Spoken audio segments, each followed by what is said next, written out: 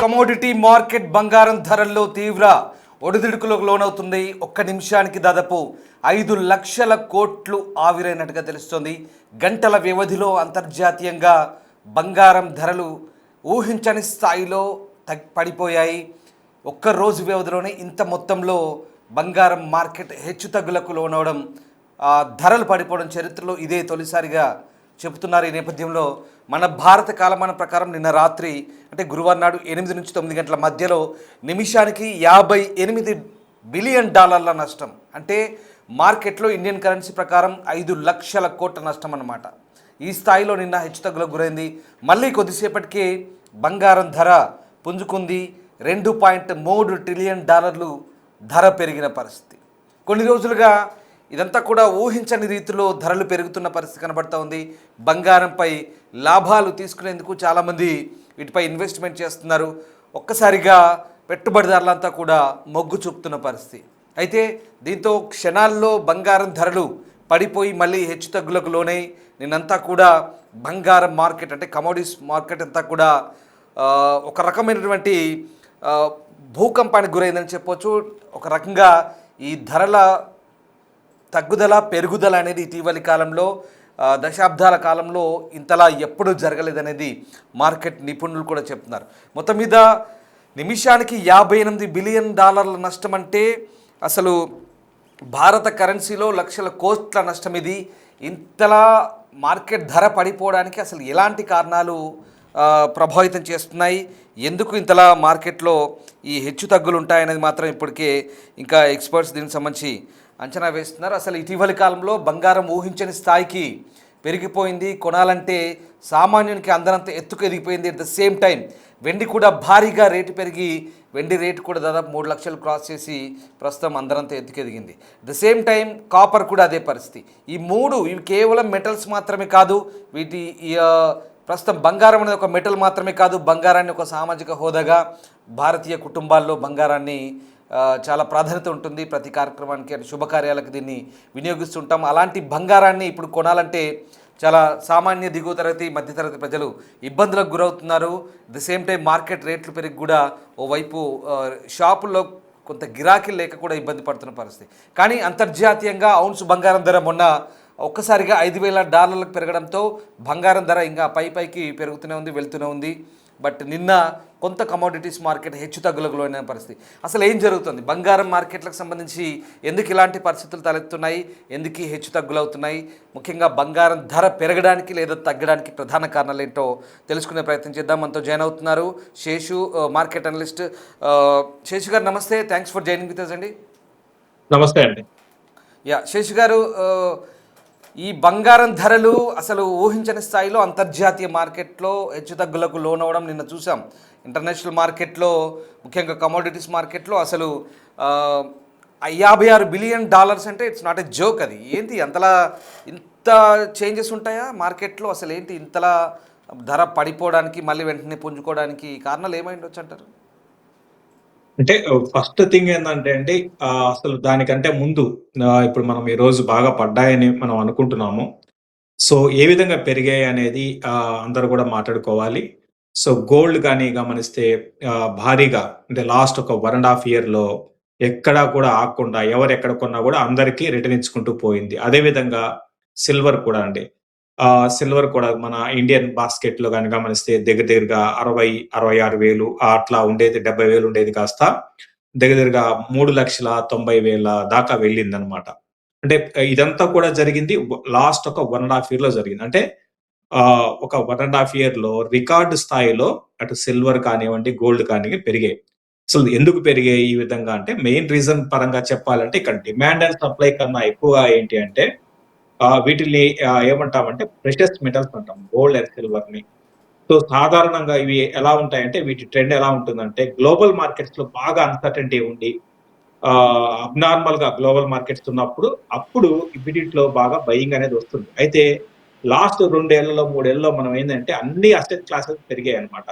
Gold పెరిగింది, silver పెరిగింది, base metals పెరిగాయి, తర్వాత స్టాక్ మార్కెట్స్ పెరిగాయి, ఈ విధంగా అన్ని పెరిగాయి. అందులో భాగంగా బాగా విపరీతమైన బుల్లిష్ ట్రెండ్ దీంట్లో ఏర్పడింది. సో దాని కారణంగా సిల్వర్ అండ్ గోల్డ్ బాగా పెరిగాయి. దీనికి తోడు ఏం చేశాయంటే ఈ గ్లోబల్ గా అన్సర్టిటీ ఉండేటప్పటికి అంటే అంటే స్టాక్ మార్కెట్స్ బాగా పెరిగి ఎకానమీస్ బాగా వీక్ ఉండే టైంలో చాలా దేశాలు అంటే లైక్ అమెరికా కావచ్చు, లేకపోతే చైనా కావచ్చు, ఇట్లా చాలా దేశాలు రిజర్వులు పెంచుకున్నాయండి. గోల్డ్‌ని కొన్నాయి.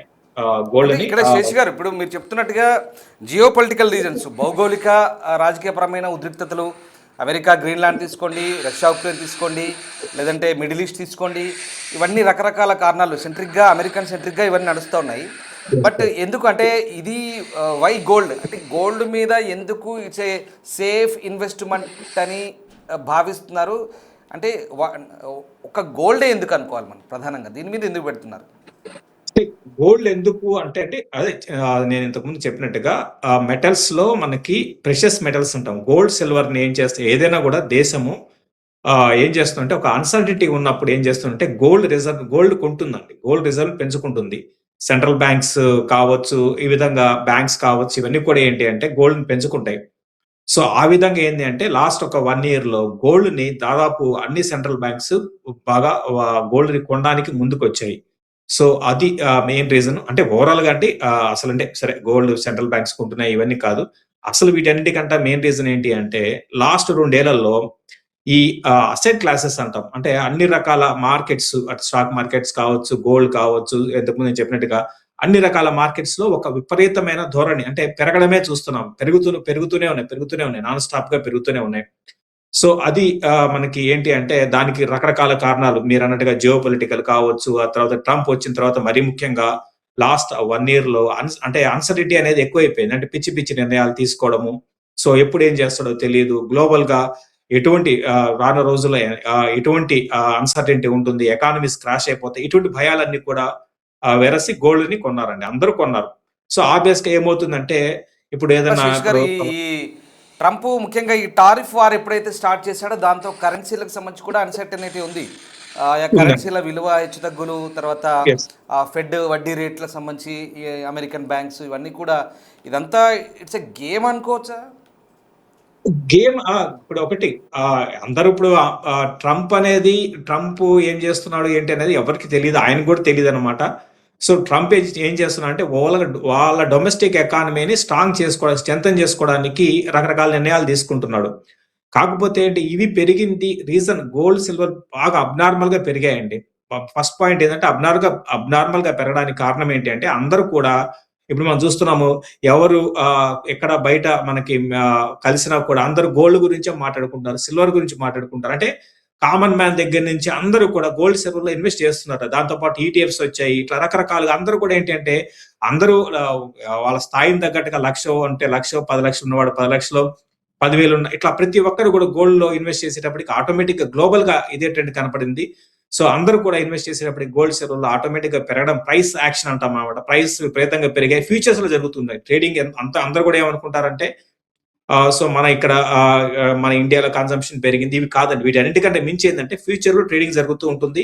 వరల్డ్ వైడ్ గా 24/7 ఒక కొన్ని చోట్ల కొన్ని మార్కెట్లు ఆగినా కూడా మధ్యలో ట్రేడింగ్ జరుగుతుంటుంది. అందులో ఫ్యూచర్స్ లో బాగా మనకి ఈ మధ్య కాలంలో లాంగ్ పొజిషన్స్ అంటాము హెవీగా తీసుకుంటున్నారు. అయితే ఇప్పుడు బ్రేక్ పడిందని చెప్పొచ్చు గోల్డ్, సిల్వర్. ఇక్కడ నుంచి కొంత కరెక్షన్ లోకి వెళ్ళి మరింత కిందకి వచ్చే అవకాశాలు గోల్డ్, సిల్వర్ లో కనపడుతున్నాయి. సో ఫ్రెష్ గా నా ఉద్దేశం ప్రకారం ఎవరు కూడా ఈ లెవెల్లో కొనొద్దని చెప్తాను. ఇంకా చెప్పాలి అంటే ప్రాఫిట్ బుక్ చేసుకోమని చెప్తాను గోల్డ్, సిల్వర్ లో.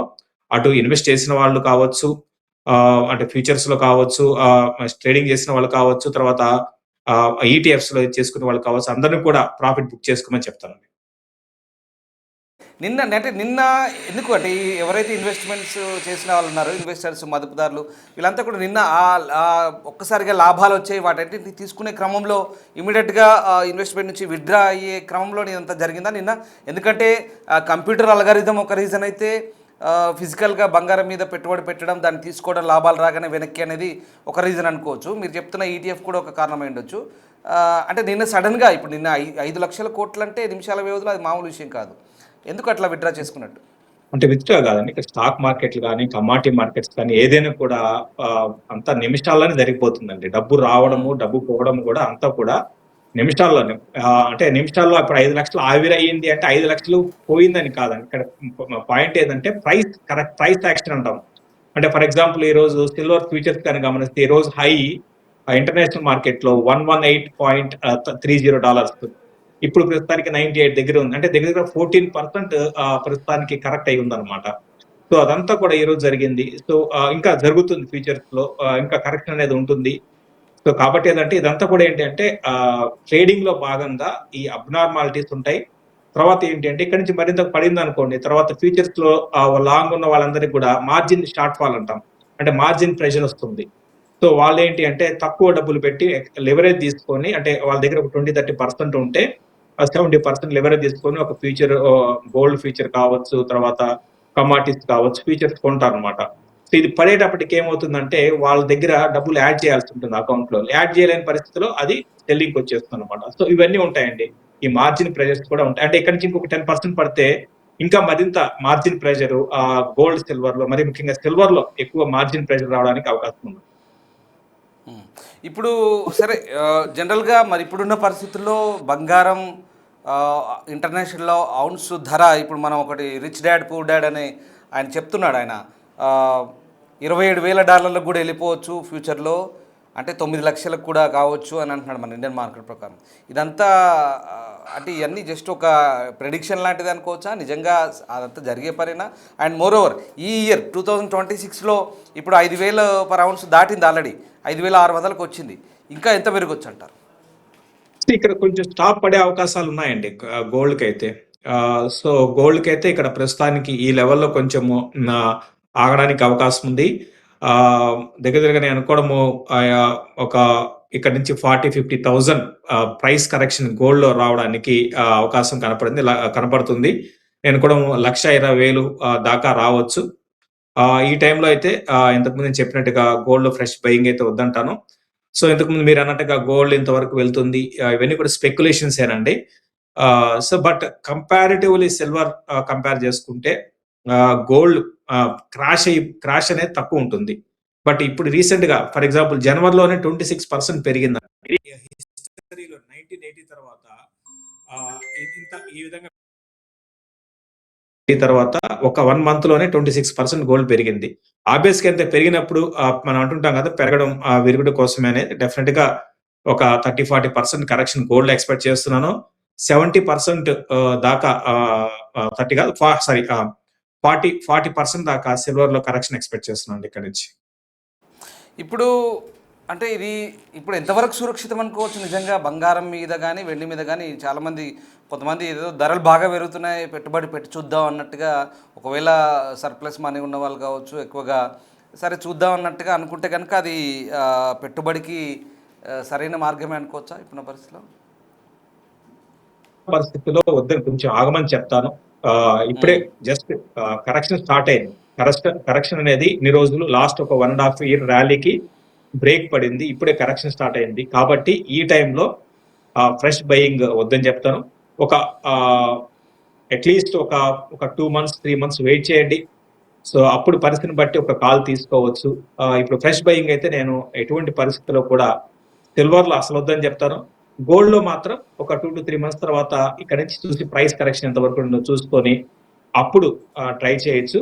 అప్పుడు కూడా పరిస్థితిని బట్టి చెప్తాను. బట్ ఏదైనప్పుడు కూడా నా అంచనా ప్రకారం అయితే ఏదంటే, ఒకసారి ట్రెండ్ రివర్స్ అయితే మళ్ళీ ట్రెండ్ అప్ ట్రెండ్ రావడానికి అట్లీస్ట్ 1.5 year to 2 years పడుతుందండి. అంటే ఇక గోల్డ్ ఇంతకు ముందులాగా ఇప్పుడు ఇక్కడ నుంచి ఇంకొక 20,000 30,000 గోల్డ్ లో కరెక్షన్ వస్తే మళ్ళీ మునుపటిలాగా ఫాస్ట్ గా పెరిగిపోయి న్యూ హైస్ కి వెళ్లే అవకాశాలు నెక్స్ట్ 1.5 year 2 years అయితే నాకైతే కనపడలేదు.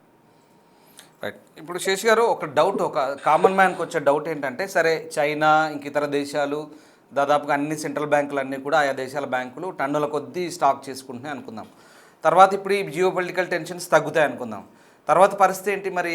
బంగారం వెండి ధరల్లో మళ్ళీ మార్పులు ఊహించని రీతిలో ఉండొచ్చా? ఫ్లాట్ అయిపోతాయి. ఇక్కడ ఏమైందంటే మీరు గమనిస్తే మన ఇండియన్ స్టాక్ మార్కెట్స్ చాలా, అంటే అన్ని దేశాల కన్నా మనము చాలా స్ట్రాంగ్ గ్రోత్, రోబస్ట్ గ్రోత్ మన ఇండియన్ మార్కెట్ లో ఉంది. అయితే మన మార్కెట్స్ పెరగడం పక్కన పెట్టి పడుతున్నాయి. లాస్ట్ కొన్ని నెలలుగా పడుతున్నాయి. అయితే ఇక్కడ ఏమైతే ఒక షిఫ్ట్ ఏమవుతుంది అంటే, మళ్ళీ మన ఇండియన్ ఈక్విటీ మార్కెట్స్ పెరిగి గోల్డ్ సిల్వర్లు పడడానికి అవకాశం ఉంది. కాబట్టి నేను పదే పదే చెప్తున్నాను, గోల్డ్, సిల్వర్‌లో ఇప్పుడైతే ఫ్రెష్ బయింగ్ అయితే వద్దని చెప్తాను. మీరన్నట్టుగా ఒక కామన్ మ్యాన్‌గా ఆలోచించాలి అంటే, కామన్ మ్యాన్ అందరూ కూడా ఏంటి అంటే లాస్ట్ లెగ్‌లో వస్తారండి. కామన్ మ్యాన్ ఎప్పుడు కూడా ఏంది అంటే, ఒక 1 ½ ఇయర్ బ్యాక్ గోల్డ్ ఫ్లాట్‌గా ఉన్న టైంలో ఎవరు కొనుండరు. అందరూ లాస్ట్ ఒక 2, 3 నెలల్లో కొనుంటారు. వీళ్ళు ఇరుక్కుపోతారు. అందుకనేందంటే, ఎప్పుడు కూడా పెరుగుతున్నప్పుడు మనం ఏం చేయాలంటే, బాగా అబ్నార్మల్‌గా ఏదైనా స్మార్ట్ వర్క్ చేసి ప్రాఫిట్ బుక్ చేసుకోవాలి. అబ్నార్మల్‌గా పెరిగినప్పుడు లాస్ట్ కొన్ని రోజులకి అదే జరిగింది కదా! ప్రాఫిట్ బుక్ చేసుకోవాలి. మళ్ళీ రేపొద్దున అందరూ ఇంకా పడుతుంది అనుకున్న టైంలో కొనాలండి. ఏదైనా ఇట్లే ఉంటుంది ఇన్వెస్ట్‌మెంట్ అనేది. అంతేగాని అందరూ కొంటున్నారని చెప్పి మనం కొనడం కాదు. చూడండి, ఇప్పుడు రీసెంట్‌గా లాస్ట్ ఒక 1 వీక్, 10 డేస్‌లో కొన్న వాళ్ళందరూ ఇరుక్కుపోయి ఉంటారన్నమాట గోల్డ్, సిల్వర్‌లో. ఇంకా నేను అనుకోవడము ఇంకా ఇది జస్ట్ స్టార్ట్ అయింది కరెక్షన్. ఇంకా గోల్డ్, సిల్వర్‌లో ఇంకా పడతాయండి. రేపటి నుంచి ఇంకా ఎక్కువ పడడానికి కూడా అవకాశాలున్నాయి. ఇప్పుడు 1,74,000 పైన ఉందనుకోండి, ఫర్ ఎగ్జాంపుల్ ఒక తులం బంగారం. ఇప్పుడు సపోజ్ నా దగ్గర ఒక 10 తులాలు ఉంది, నేను అమ్మడానికి వెళ్తాను. అమ్మడానికి వెళ్ళినప్పుడు ఈ బయ్యర్స్ ఎవరైతే ఉన్నారో కేవలం పెద్ద స్థాయిలో కొనుక్కునే వాళ్ళకే ఈ ధరలకు సంబంధించినటువంటి అవగాహన ఉంటుంది కాబట్టి వాళ్ళు దాన్ని చూజీగా చాలా సెలెక్టివ్గా తెలివిగా తీసుకుంటారు. మరి ఇప్పుడు కామన్ మ్యాన్ ఒక ఆయన ఒక 10 తులాలు బంగారం అమ్మడానికి వెళ్తే ఈ రేట్ ఇస్తారా సపోజ్? అంటే ఇప్పుడు అంటే మీరు ఎక్కడ బయట షాపుల్లో అమ్మాలని అనా అండి మీరు? ఇప్పుడు ఒక ఒక కామన్ మ్యాన్ డౌట్ అది. ఇప్పుడు ఒక 10 తులాలు బంగారం ఉందనుకోండి, ఆయన 50,000 కొనుక్కున్నాడు గతంలో. ఇప్పుడు 1,74,000 దాటింది. అమ్మడానికి పోతే ఇప్పుడు అతనికి కొనేవాళ్ళు మామూలుగా షాపుల్లో ఆ రేట్ ఇస్తారా ఇప్పుడు ఉన్నదాని ప్రకారం? ఇప్పుడు అంత అంత లావాదేవీ అవుతుందా కామన్ 10, 20 తులాల వాళ్ళకి అట్లా? అదే 24 క్యారెక్టర్ దాన్ని బట్టి ఉంటుంది. అంటే క్వాలిటీని బట్టి ఉంటుంది అది. సో, డెఫినిట్‌గా కొంచెం వేరియేషన్ అయితే ఉంటుందండి. 100% ఇప్పుడు ఒకటి ఎంసీఎక్స్‌లో ఉన్న ప్రైస్ వేరు. బయట మనకి షాపులో ఉన్న ప్రైస్ వేరండి. ఎంసీఎక్స్‌లో ఉన్న ప్రైస్‌కి మనం అమ్మలేము బయట షాపుల్లో. కాబట్టి షాపులనేది ఏదంటే ఆ రోజుకి ఆ రోజు ఒక ప్రైస్ అనేది నిర్ణయించబడుతుంది. దానికి వాళ్ళు మీరన్నట్టుగా కామన్ మ్యాన్ వాళ్ళ దగ్గర బంగారాన్ని ఆ షాప్‌లో వాళ్ళకిచ్చేసి క్యాష్ చేసుకోవచ్చనమాట. కొంచెం వేరియేషన్ ఉంటుంది. ఎగ్జాక్ట్‌గా ఎంతుంటుందని చెప్పలేము. దాన్ని బట్టి ఉంటుంది. అయితే ఎంసీఎక్స్‌లో ఉన్న ప్రైస్‌కి మాత్రం ఎంసీఎక్స్‌లో ఉన్న ప్రైస్ ఏందంటే ఓన్లీ ఫ్యూచర్స్‌లో ఉన్న వాళ్ళు మాత్రమే మన ఇండియన్ బాస్కెట్ ప్రైస్ అనమాట అది. వాళ్ళు మాత్రమే సెల్ చేయగలుగుతారు. అంతేగాని ఈ ఈ ఈ విధంగా ఉన్న గోల్డ్ మనం అంటే మన దగ్గర ఉన్న ఫిజికల్‌గా ఉన్న గోల్డ్ ఎంసీఎక్స్ ప్రైస్‌కైతే రాదండి. హ్మ్. అండ్ ఇంకొకటండి, ఇప్పుడు చాలామంది ఇప్పుడు రేపు నిర్మలమ్మ ప్రవేశపెట్టబోయే బడ్జెట్‌లో ఈ సుంకాలు తగ్గుతాయి, కస్టమ్స్ డ్యూటీ తగ్గుతుంది, బంగారం రేట్లు కూడా తగ్గుతాయి అనేది నిన్న మొన్న వార్తలు వస్తున్నాయి. మేము కూడా ఆ వార్తని చెప్పాం. ఏంటి దీంట్లో మతలబ్ ఏంటి? నిజంగా అంటే డ్యూటీ తగ్గితే బంగారం ఎంత తగ్గొచ్చు అంటారు బహుశా ఒక తులానికి? అంటే మనం బై అండ్ లార్జ్ చెప్పాలంటే మనం గోల్డ్ గాని, సిల్వర్ కానీ ఏందంటే మనకి భారీగా ఇంపోర్ట్ చేసుకోవడమే తప్ప డొమెస్టిక్‌గా ఏమాత్రం కూడా లేదండి. డెఫినిట్‌గా అటు సెంట్రల్ గవర్నమెంట్ నుంచి కొంత తగ్గిస్తే డెఫినిట్‌గా కొంత ప్రైస్ అనేది తగ్గడానికి అవకాశం ఉంది. సో, ఇంక గోల్డ్ కన్జంప్షన్‌లో గాని గమనిస్తే మన ఇండియా దగ్గరగా 750-800 కన్జంప్షన్ పరంగా చూడాలంటే టన్స్ గోల్డ్‌ని కన్జంప్ట్ చేస్తుంది. ఫస్ట్ చైనా ఉందండి. 900 టన్స్ అనమాట. ఈ మధ్య కాలంలో మన ఇండియా బాగా కన్జంప్షన్ అనేది గోల్డ్ బాగా పెరిగింది. అంటే కామన్ మ్యాన్ మీరన్నట్టుగా కామన్ మ్యాన్ అంటుంటారు గదా! సో, ఎక్కువగా వాడకం ఉంది. బడ్జెట్‌లో మాత్రం నేను అనుకోవడము గోల్డ్, సిల్వర్‌కి కొంచెం పాజిటివ్‌గా అంటే రై రి కొనాలి అనుకునే వాళ్ళకి మాత్రం కొంచెం పాజిటివ్‌గా ఉండే అవకాశాలు ఉన్నాయనిపిస్తుందండి. రైట్. ఇప్పుడున్న పరిస్థితుల్లో వాస్తవానికి ఇప్పుడు మళ్ళీ పెళ్ళిళ్ళ సీజన్ కూడా వచ్చే దగ్గరలో ఉంటుంది కాబట్టి సరే అఫ్కోర్స్ శుభకార్యాలకు ఎప్పటికైనా దీనికి పర్టికులర్ సీజన్ అని కాదు, కొనాలనుకునే సందర్భంలో మరి ఎంత తెలివిగా ఆలోచించి కొనాలి? ఇప్పుడు ఒక పెద్ద మొత్తంలో కొనాలనుకోండి, 10, 20 తులాలు కొనాలనుకోండి, ఇంకా అంటే కొద్దిగా ఎవ్రీడే అబ్జర్వేషన్ చేస్తూ ఒక వారం రోజుల వ్యవధి టైం చూసుకొని ఎప్పుడు ఎలా ఉందో అని చూసుకొని కొనాల్సిన అవసరం ఉందంటారా కామన్‌గా? డెఫినిట్‌గా ఉందండి. మామూలు టైంలో అయితే అంత డే టు డే బేసిస్‌లో చూడాల్సిన అవసరం లేదు. ఇప్పుడున్న పరిస్థితిలో ఒకే రోజు 7%, 8% వేరియేషన్ వచ్చినప్పుడు మీరు క్వాంటిటీ తక్కువ కొన్నా కూడా చాలా ఎక్కువగా కనపడుతుంది. అంటే మన ప్రైస్ పరంగా మనకి లాభం ఉంటుంది కాబట్టి, కొంచెం తగ్గినా కూడా మనకి ఎంతో కొంత లాభం ఉంటుంది కాబట్టి కీన్‌గా అబ్జర్వ్ చేయమని చెప్తాను. ఆవేశపడిపోయి ఈ రోజుకి ఈ రోజు బాగా పడింది కదా అని చెప్పేసి ఈ రోజుకి ఈ రోజు గోల్డ్ మొత్తం అంటే వాళ్ళు 10,00,000 కొనాలనుకుంటే 10,00,000 గోల్డ్ ఈ రోజే కొనాల్సిన అవసరం లేదు. ఫిజికల్‌గా వెయిట్ చేయమని చెప్తాను. సో, ఒకటి గుర్తుపెట్టుకోండి. ఎప్పుడు కూడా ఏంటి అంటే స్టాక్ మార్కెట్స్ అయినా, తర్వాత కమోడిటీ మార్కెట్స్ అయినా ఇవన్నీ కూడా ఎలా ఉంటాయంటే అతిగా బిహేవ్ చేస్తాయన్నమాట. ఏదైనా అతే. పెరిగినా అతిగా ఉంటుంది.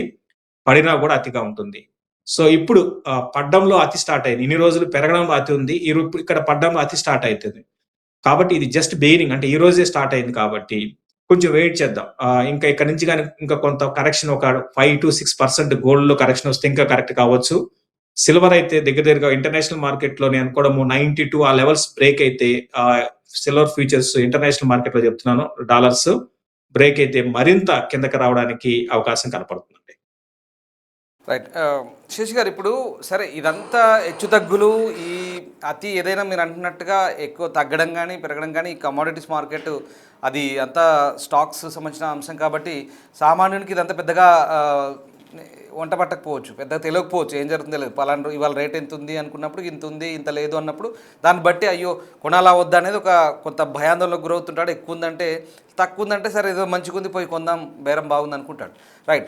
బట్ నేను అడిగేది ఏంటంటే ఇక్కడ ఇప్పుడు ఈ ధరలు అనేవి హెచ్చుతగ్గులు ఇవన్నీ మన గవర్నమెంట్ నియంత్రించేందుకు అసలు ఛాన్స్ లేదంటారా? ఇంటర్నేషనల్ మార్కెట్ని బేస్ చేసుకునే ఇదంతా కూడా ఇక జరిగే ప్రాసెసేనా ఫ్యూచర్లో ఎప్పటికైనా? ఇప్పటికైనా ఆహ్, మన ఏ గవర్నమెంట్ ఈ ప్రైస్‌ని దీన్ని ఐ మీన్ ప్రైస్‌ని నియంత్రణ ఏ గవర్నమెంట్ కాదండి. ప్రపంచంలో ఎవ్వరు కూడా దీన్ని నియంత్రించలేరు. ఇదంతా కూడా ఫ్యూచర్స్‌లో జరిగే మార్కెట్. ఫ్యూచర్స్‌లో ఇట్లే ఉంటుంది. గోల్డ్, సిల్వర్ అని కాదండి. బేస్ మెటల్స్, మనకి అల్యూమినియం కావచ్చు, కాపర్ కావచ్చు, జింక్ కావచ్చు, ఇవన్నీ బేస్ మెటల్స్ అంటారు. ఇవైనా సరే ఇవే కాదు. సో, ఫర్ ఎగ్జాంపుల్ కాఫీ ఉంది. ఇంటర్నేషనల్ మార్కెట్‌లో కాఫీ ఫ్యూచర్స్ ట్రేడింగ్ అవుతుంటుంది. ఆరెంజ్ జ్యూస్ అంటాం, అది ట్రేడింగ్ జరుగుతుంటే మన ఇండియాలో లేవు అవన్నీ. మన ఇండియాలో తక్కువ. మన ఇండియాలో ఏందంటే చిల్లీస్, తర్వాత టర్మరిక్ ఇవన్నీ ఉన్నాయన్నమాట. ఇంటర్నేషనల్ మార్కెట్‌లో ప్రతి దాని ప్రైస్ నిర్ణయించేది ఫ్యూచర్స్ లోనే. కాబట్టి ఏదంటే ఇది గవర్నమెంట్ కాదు. ఇద్దరి మధ్య జరిగే ఒక ఒప్పందం అన్నమాట. ఫ్యూచర్స్ అంటే ఇద్దరి మధ్య ఒక బయర్ సెల్లర్ మధ్య జరిగే ఒప్పందం. మన అందరికి అర్థమయ్యేటట్టు చెప్పాలి అంటే. కాబట్టి ఈ అవును. ప్రైస్‌ని ఎవ్వరు కూడా నిర్ణయించలేరు. దీంట్లో చిన్న వాళ్ళ దగ్గర నుంచి పెద్దవాళ్ళు ఉంటారు. అంటే సెంట్రల్ బ్యాంక్స్ ఉంటాయి, పార్టిసిపేషన్ ఉంటుంది, హెడ్జ్ ఫండ్స్ ఉంటాయి, బిగ్ ఇన్‌స్టిట్యూషన్స్ ఉంటాయి, చిన్న రీటైల్ ఇన్వెస్టర్స్ ఉంటాడు, పెద్ద ఇన్వెస్టర్ ఉంటారు. ఈ విధంగా అందరూ పార్టిసిపేషన్ చేస్తారు. రోజుకి కొన్ని లక్షల కోట్ల టర్నోవర్, ట్రేడింగ్ టర్నోవర్ అంటాం. కొన్ని లక్షల కోట్ల టర్నోవర్ ఇంటర్నేషనల్ పరంగా జరుగుతుంది. కాబట్టి ఇది ఎవ్వరి వల్ల దీన్ని నియంత్రించే అవకాశం అటువంటి అది ఏ గవర్నమెంట్ చేయలేదండి. రైట్. చివరికి ఒక ప్రశ్న అడుగుతాను. ఇప్పుడు కామన్ మ్యాన్ నిజంగా ఒక బంగారం కానీ వెండి కానీ ఇందాక నేను ఇంట్రోలో చెప్పాను, ఇది ఒక కేవలం మెటల్గానే చూడరు, ఇది ఒక సోషల్ స్టేటస్. ముఖ్యంగా ఇండియన్స్కి బంగారం అంటే మన ఆర్నమెంట్స్ అన్న ఇవన్నీ కూడా మనకు అన్ని శుభకార్యాలు వినియోగించుకున్నాయి కాబట్టి ఇది మస్ట్ అండ్ షుడ్గా అయిపోయింది ఇప్పుడు మనకి ప్రతి ఒక్కరికి కూడా. సో ఇట్లాంటి ఈ వస్తువుల్ని మనం ఈ కొనే ముందు బంగారం కానీ వెండి కానీ కొనే ముందు ఇప్పుడున్న పరిస్థితుల్లో ఎలాంటి జాగ్రత్తలు తీసుకోవాలి? మీరు ఇచ్చే సలహా ఏంటి? ఫస్ట్ పాయింట్ ఏందంటే, ఇటువంటి అన్‌సర్టెనిటీ ఉన్నప్పుడు అంటే ఇప్పుడు పడ్డం స్టార్ట్ అయింది కాబట్టి వెయిట్ చేయమని చెప్తాను. ఫస్ట్ పాయింట్ నంబర్ 1 ఒకటి. పాయింట్ నంబర్ 2 ఏందంటే, కొనాలనుకుంటే ఆవేశపడిపోయి మొత్తం ఒకేసారి కొనకండి. స్లోగా అక్యుములేట్ చేసుకోండి. ఎందుకంటే లాస్ట్ ఒక 1 ½ ఇంకా చెప్పాలంటే 2 ఇయర్స్ నుంచి పెరుగుతూ ఉన్నాయి. సో, అది కూడా అబ్‌నార్మల్‌గా పెరిగింది. ఇంత అబ్‌నార్మల్‌గా పెరిగినప్పుడు 30-40% గోల్డ్‌లో కరెక్షన్ ఎక్స్‌పెక్ట్ చేస్తున్నాను నేను. అదేవిధంగా సిల్వర్‌లో అయితే 40% కరెక్షన్, ఇంకా కూడా కరెక్షన్ రావడానికి అవకాశం ఉంది. కాబట్టి ఇవన్నీ దృష్టిలో పెట్టుకొని ప్రస్తుతానికి ఫ్రెష్ బయింగ్ అయితే రెండిటికి, గోల్డ్ గాని, సిల్వర్ కానీ ఆపండి. మీరన్నట్టుగా ఇక గోల్డ్ అంటే మన ఇండియాలో ఎలా ఉంటుందంటే బాగా చాలా క్రేజీగా ఉంటుంది.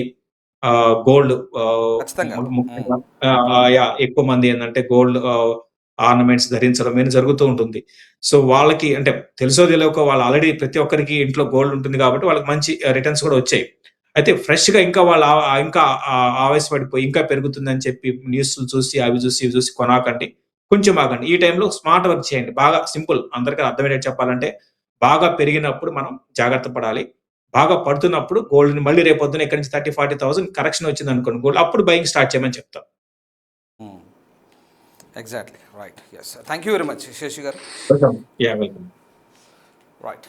ఇది బంగారం వెండి ధరలకు సంబంధించినటువంటి హెచ్చు తగ్గులు ప్రస్తుతం మార్కెట్లో కొనసాగుతున్నాయి. నిన్నంతా కూడా మార్కెట్ సెంటిమెంటు, అలాగే లాభాల స్వీకరణ ఇవంతా జరిగాయి. నిన్నంతా కూడా ఒకసారిగా ఇండియన్ కరెన్సీలో 5 లక్షల కోట్లు పర్ మినిట్ నిన్న ఒకసారిగా మార్కెట్ అంతా కూడా బంగారం ధర తగ్గింది, మళ్ళీ వెంటనే హెచ్చు తగ్గులయ్యాయి.